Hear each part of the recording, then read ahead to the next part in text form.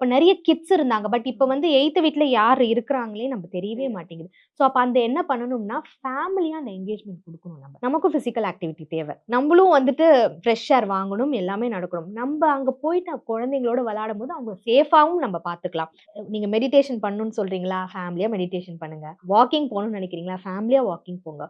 1 hour வந்து குழந்தைங்களோட விளையாடணும். ஓகே. அதுக்கு வயசு வந்துட்டு ஆக்சுவலி நோ ஏஜ் பார்ன்னு தான் நான் சொல்லுவேன் நான். டீனேஜ் குழந்தைங்களா ஆயிட்டா கூட அவங்களோட வயசுக்கு நீங்க என்ன விளையாட முடியும்? ஷட்டில் காக் விளையாட முடியுமா? என்ன விளையாட அந்த இடத்துல பேரண்ட்ஸும் இன்வால்வ் ஆகுறாங்கன்னு வச்சுக்கோங்களேன், எந்த குழந்தையுமே மறுக்க மாட்டாங்க. கண்டிப்பா. நீ மட்டும் போய் விளையாடுன்னு நம்ம அனுப்பிச்சோம் அப்படின்னா, அந்த இடத்துல எல்லாமே பட் இது எல்லாத்துக்கும் மீறி ஆ என்னோட ட்ரெண்டுக்கு நீ வரமாட்டேங்கிற. நம்மளெல்லாம் உடனே பூமர்ன்றுவாங்க.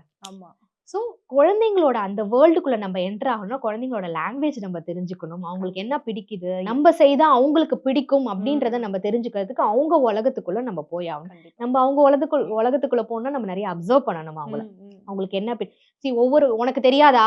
நீ என்ன பார்க்குறியா? உனக்கு தெரியாதான்னு கேட்பாங்க. கரெக்ட்டான கொஸ்டின் தான். அப்சர்வ் தெம் மோர். அவங்களுக்கு என்ன பிடிக்குது, என்ன பிடிக்கல அப்படின்னு. இப்போ ஈவன் நீங்க மூவி பார்த்தா கூட, அவங்களோட சேர்ந்து உட்கார்ந்து பாருங்க. வீக்கெண்ட்ல மூவி அவங்களோட சேர்ந்து உட்கார்ந்து பாருங்க. பிடிக்குதோ பிடிக்கலையோ இன்வால்வ் பண்ணுங்க. அப்படி இன்வால்வ் பண்ணும்போது நான் இப்ப பேசினேன் பார்த்தீங்களா முன்னாடி இந்த செக்ஸ் எஜுகேஷனா இருக்கட்டும். எதெல்லாம் உங்களுக்கு பண்ணணுமோ அந்த மூவிய ஸ்டாப் பண்ணிட்டு ஹேவ் அ டிஸ்கஷன். இல்ல மூவி முடிச்சிட்டதுக்கு அப்புறம் நீ அந்த சிச்சுவேஷன்ல இருந்தனா என்ன பண்ணிருப்ப? எப்படி ஹேண்டில் பண்ணிருப்ப? ஓகே. இல்லன்னா இதுவே சொல்லலாம். அவன் பாரு அம்மாவ அப்படி பேசிட்டான் பாரு. அது கரெக்ட்டா?